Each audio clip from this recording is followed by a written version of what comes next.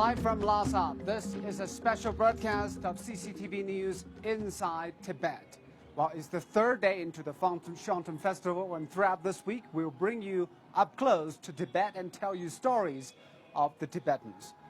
Simple but passionate, Tibet opera is a cherished art form that has flourished on the high plateau. And every year, thousands of Tibetans travel to Norbolinka Park to enjoy the performances. And the Shantung Festival exactly sets the stage for the opera. Zhang Nini has this report.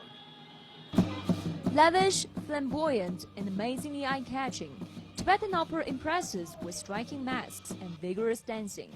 It's been loved for centuries by the people on the high plateau.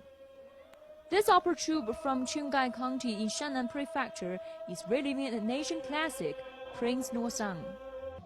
White mask opera is believed to be the oldest form of Tibetan opera. This repertoire is played extensively in Tibet. 65-year-old Kaman Tsiren is the oldest performer in the troupe. He learned his skills from his father and uncles, and now he's ready to pass it down to the next generation.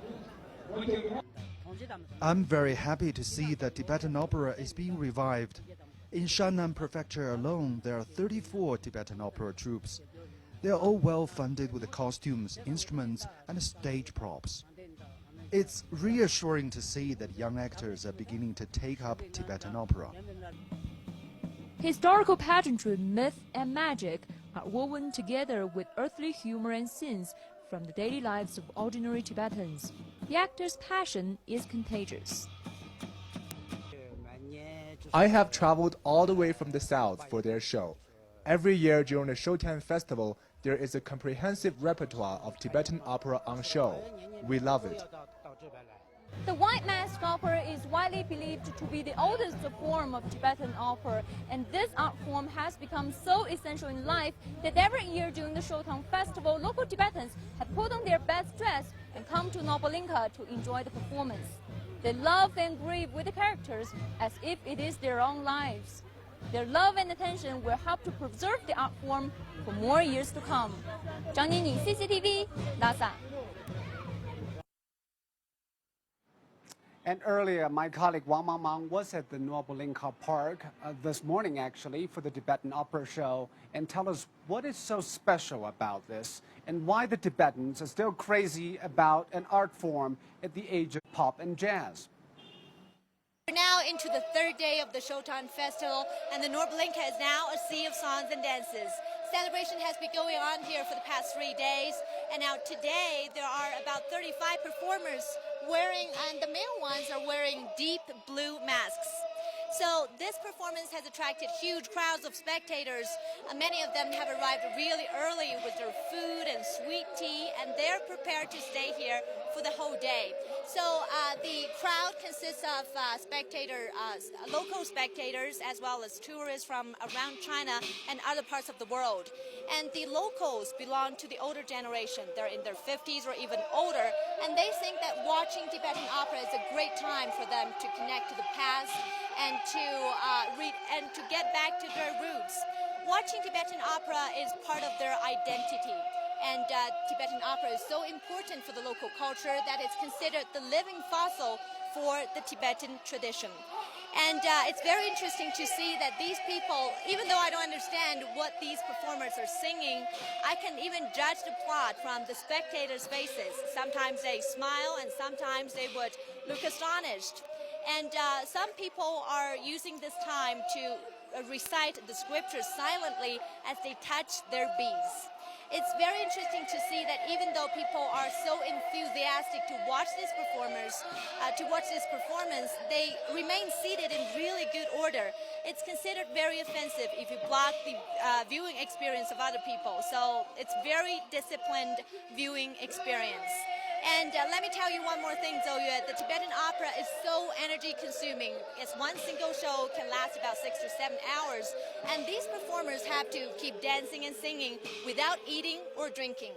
And they still consider this a great opportunity for them to be able to perform here at the Norbolinka for the once in a year Showtime Festival. Well, that's indeed a spectacle over there. And now let's turn our attention to average Tibetans living on the plateau. Well, they live in farms and cities, and they have their own stories of struggles and happiness. In the lower land of Ningxi Prefecture, tourism has changed the lives of many people. Starting catering business have earned more income for those families than farming. Our reporter Ai Yang went to the village and tell us their success story.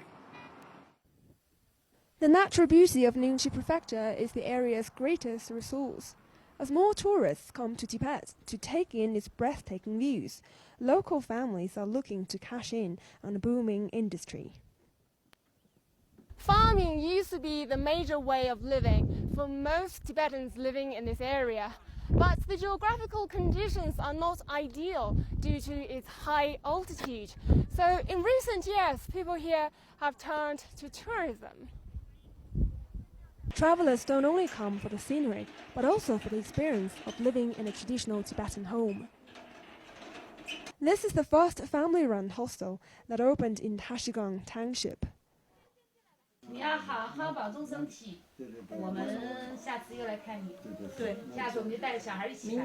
The hostel's popularity has made its 65-year-old owner famous, as travelers flock to his business to spend the night. From February this year, Pangsok has made 100,000 yuan running his hostel, 20 times more than what he earned farming a decade ago. People can reserve rooms online, and sometimes people do it 1 or 2 months in advance. When I'm fully booked, I also recommend my neighbors' hotels to people. Pangsok says his hostel receives a few thousand tourists a year. He asks them to leave their business card as a souvenir. His hostel is so famous that many visitors from other countries are starting to arrive. Following his example, more than 20 other hostels have opened in Tashigang since 2000. But the success hasn't been easy to emulate.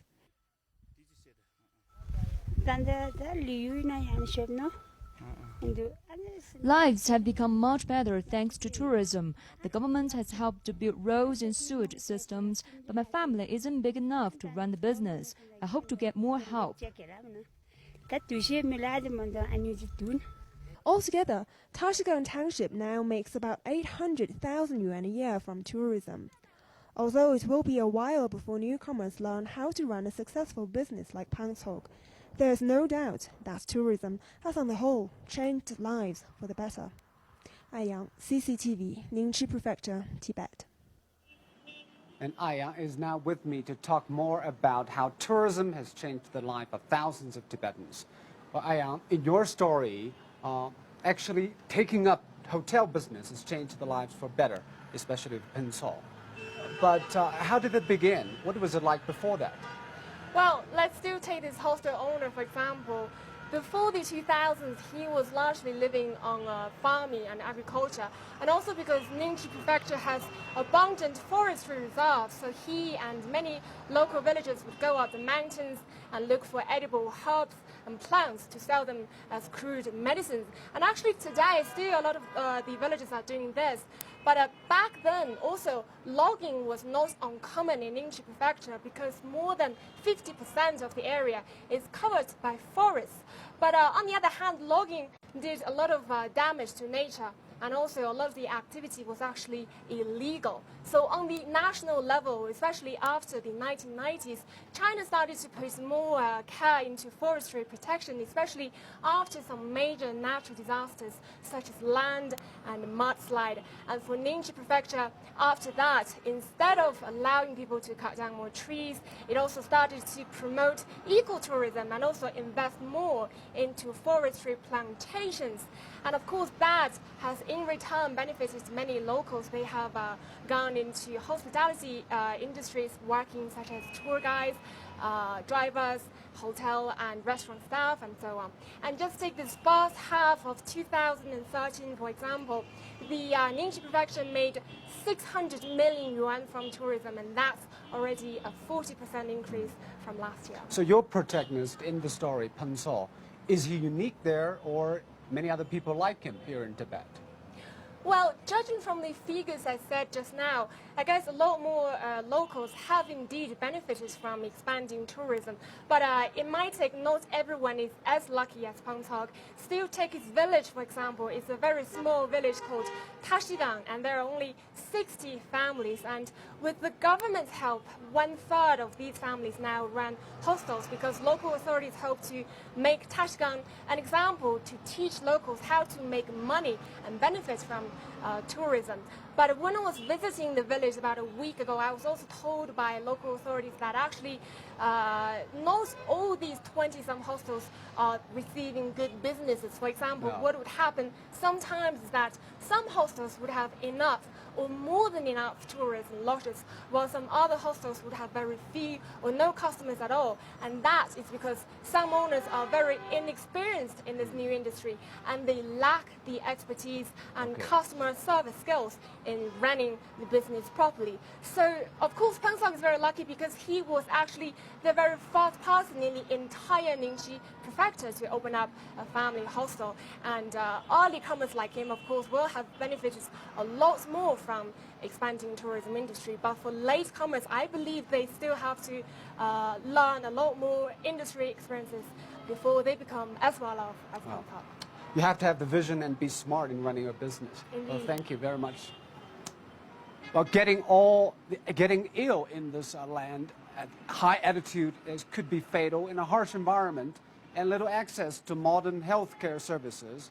And Zhang Nini has been traveling to the high ground and meet one Buddhist nun working at the foot of Mount Chuma Lama, who's doing all she can to treat local villagers. Let's take a look. Buddhist doctrines instruct followers to cure pain. Tang Zhuo follows the doctrine in everything she does. For the past 14 years, she's been a savior to local villagers. It's nice to have a doctor around. Whenever I feel sick, I make a call and she comes. After finding normal temperature and blood pressure, Tang Zhuo reassures the patient and heads back to her modest home. The Buddhist nun studied traditional Chinese medicine in Lhasa for 5 years in the 1990s. She began practicing in 1999. Eventually, she made her way high up to the Rongbuk Monastery, the world's highest temple, and settled here. These sheets of paper marks the medicine Tang Zhuo has purchased for her patients over the years. And over here we see a stock of medicines targeting primarily on diarrhea and colds, common illness for people on the high plateau. The monastery helped me buy the first batch of medicine. Then I charge a small amount for treatment and use the money to refill my stock. For poor people, the service is free. Tang Zhuo is also a Pandeba, Tibetan for workers who benefit the village. The program started in 1994 and has expanded to include raising environmental awareness and healthcare. The program aims to help others. I've benefited from its training and I'm proud to be a member. Medical services aside, Tang Zhuo spends the rest of her time reciting prayers. Understanding of these scriptures enables her to carry on and offer help to those in need. Zhang Nini, CCTV, Rongbuk Monastery.